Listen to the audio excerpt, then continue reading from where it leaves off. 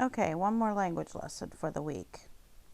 So, a couple days ago, or no, yesterday, we started talking about commas. So, I'm going to go back a couple pages here and review what we talked about so far. So, first of all, we're going to use commas in items in a series. So, that's lovely. And so, if you had a list of words, like, let me do this and go to this next side. This is the, I think you did down here on your own, didn't you? I'm trying to remember. Anyway, a young farmer bought 1 yoke of oxen, 6 cows, and 4 horses. So you have 1 yoke of oxen, 6 cows, and 4 horses. All right, that was pretty easy. Now let's look back. You also, you want to put commas in between adjectives before a noun. That but could be flipped around, it would still make sense. So for instance, let me go back here, go back to this page. Let's look at, we did these together, but that's okay. Number 10, Nadia opened her own savings account. So own and savings cannot be flipped and make any sense. We would not say Nadia opened her savings own account at the bank. So we won't put commas there. But on number 9, the boat sank into the tossing restless waves.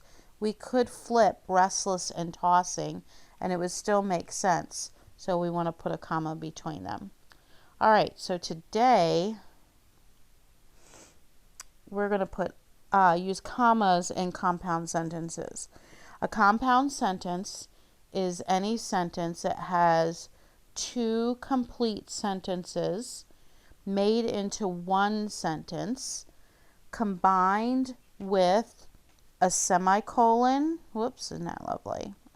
You could combine 2 complete sentences together with a semicolon, but more often than not, they use connecting words or conjunctions called and, but, or, nor, for, or yet. When you use these words to connect 2 sentences together, you put a comma before them and then you put the word, okay? So the trick is sometimes it looks like a compound sentence, but one of the sentences, it might be really long, but one of the sentences is not a complete thought. And at that point, you have to actually look at it. Don't assume if you see an and or a for or a not, or a nor, an or in the middle of a sentence. Don't just don't automatically throw a comma in there. Because if you throw a comma in there and it was not a compound sentence, it's called a comma splice. And as you get older, it becomes a more serious error. So you want to double check and make sure both sides, both sentences are actually complete sentences. One of them may not be a sentence. All right, so think A. Read each of the following sentences carefully and put a box around each conjunction. If the conjunction joins a compound verb, put CV in the blank before the sentences. That means you're not having a real compound sentence, just like a compound verb. And we'll look at that. If the conjunction joins a compound sentence, put CS in the blank and put the comma. I want you to do lots and lots of stuff here, but we'll take it slow. All right, so number 1, Saul looked for the lost donkeys, but could not find them. The first thing I'm going to do is I am just going to cross out for the lost donkeys because I don't want to let that confuse me in any way, okay? Now notice the but right here in the center, and I think we put a box around it. So now let's look at the first half. Saul looked. Is that a complete thought? Well, it's a short sentence, but it's like Jesus wept. It is a complete thought. You have a subject and a verb. Okay? All right. Could not find them Is that a complete thought? No, it's missing the subject. So it's like he looked, but he could not find. All right, this is a helping verb for find. So what you have here is you have but connecting two verbs. So you're going to write this, compound verbs. That means compound verbs. And we will not put a comma before the but. Velvet feels smooth and it looks rich and glossy. No prepositional phrases. So the velvet feels and it looks. Do you see how you have two subjects and verbs here? So this really needs a comma because we have two sentences, and we will call this a compound sentence. Earth has only one moon, but Saturn has at least 18. All right? Earth has, but Saturn has. You see how we have two sentences? Put a comma before it, and this would be a compound sentence. David was confident, for he knew that God was with him. All right, I get with him, just to stay in that habit.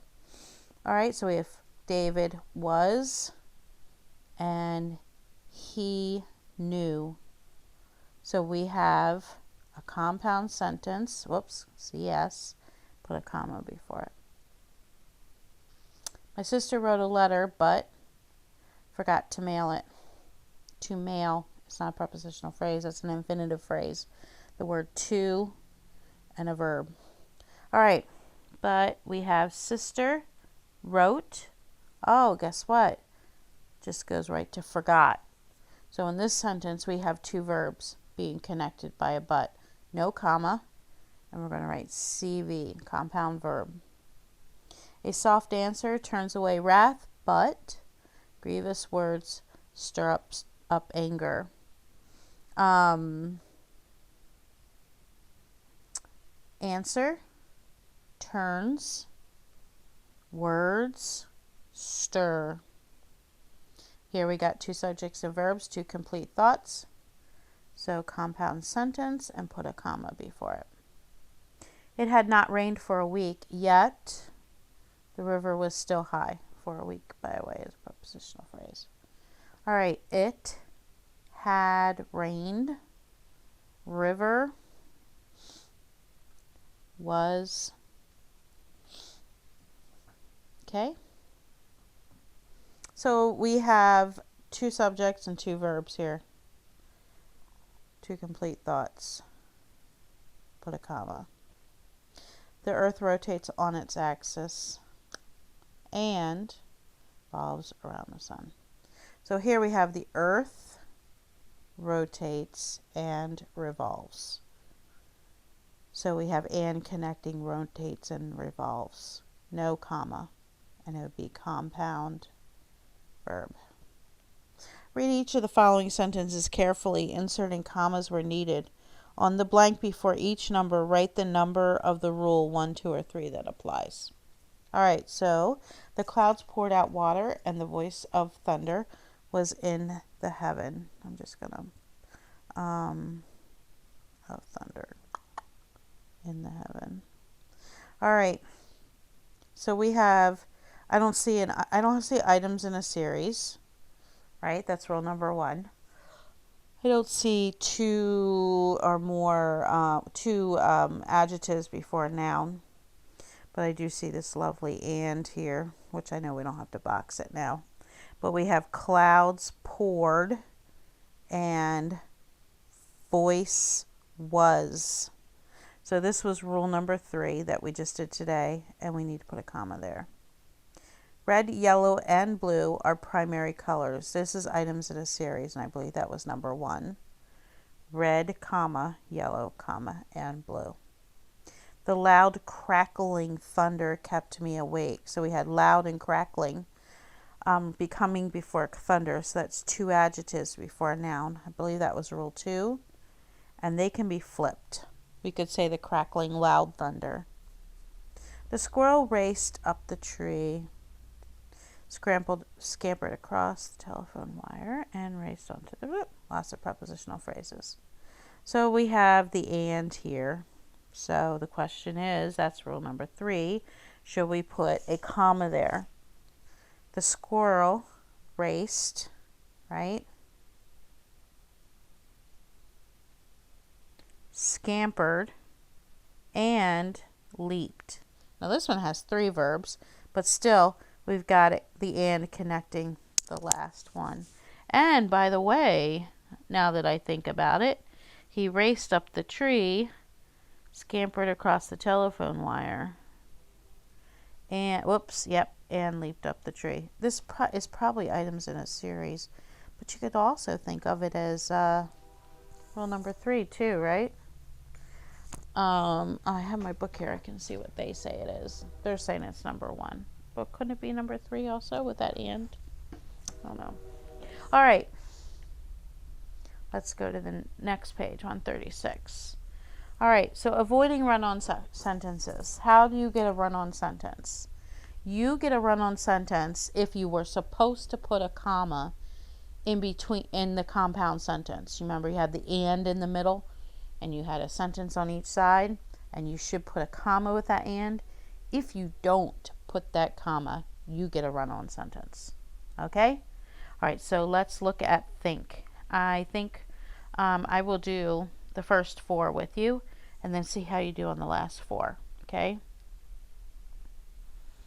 On your own paper, rewrite. Oh, we're not rewriting. We're just going to add. All right, on your own paper, rewrite these run-on sentences by adding commas and conjunctions, and, but, or, nor, for, yet.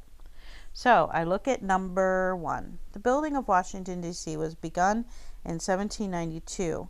Washington never saw the city named for him. George Washington never saw the city. So this right here marks the beginning of a new sentence. Okay? The building of Washington, D.C. was begun on 1792. And I'll put, how about, I think but fits the best. But, put a comma before it, comma, but. Or you could have put it down below, I don't know. I know we're jamming it in there. George Washington never saw the city named for him. In 1800, the city was still not finished. John Adams and his wife Abigail moved in anyway. So here's where it's done, right? So it may not be finished, but they moved in anyway. So a comma and a but. At first, the city looked very bare. Soon, new homes and offices were built. So after bare, let's put and in this one. And new new homes and offices were built. Pierre L'Enfant. Pierre Elephant. It looks like elephant. So we'll just call him Elephant. Pierre Elephant planned the new capital. Thomas Jefferson chose the name for the new city. I can say Jefferson. How about and? And Thomas Jefferson chose the name for the new city. In 1801, Washington, D.C. had only about 3,000 people. Today, it is a large metropolis, which means a very large city. But today, oh, I did number 5. You learned 6, 7, and 8 on your own. Okay, see how you do with those. All right, before I leave you, look closely. A common writing problem occurs when a writer tries to put too many ideas into one sentence, creating a run-together sentence. A run-together sentence is a poorly written sentence containing too many ideas. Yes, sometimes when you guys write papers, I'm like, oh, this is a really long sentence. Let's look at a incorrect version here. Ian wanted to buy a new bike, and so he raked yards to earn money. That's not too bad, but it's a little confusing. Ian wanted to buy a new bike. He raked yards to earn money. I mean, that's boring, but they made it into 2 sentences. I don't really love this one though. Because Ian wanted to buy a new bike, he raked yards to earn money. This one I really like. All right. Okay. By the way, you're gonna learn about this later, but see what they have in parentheses? Oh, sorry. Made a better sentence by adding the words such as after, because, when, while, and replacing and so with a comma. Yeah. Starting when you guys write papers, if you can write some that start with these words, it really just makes it more readable and enjoyable.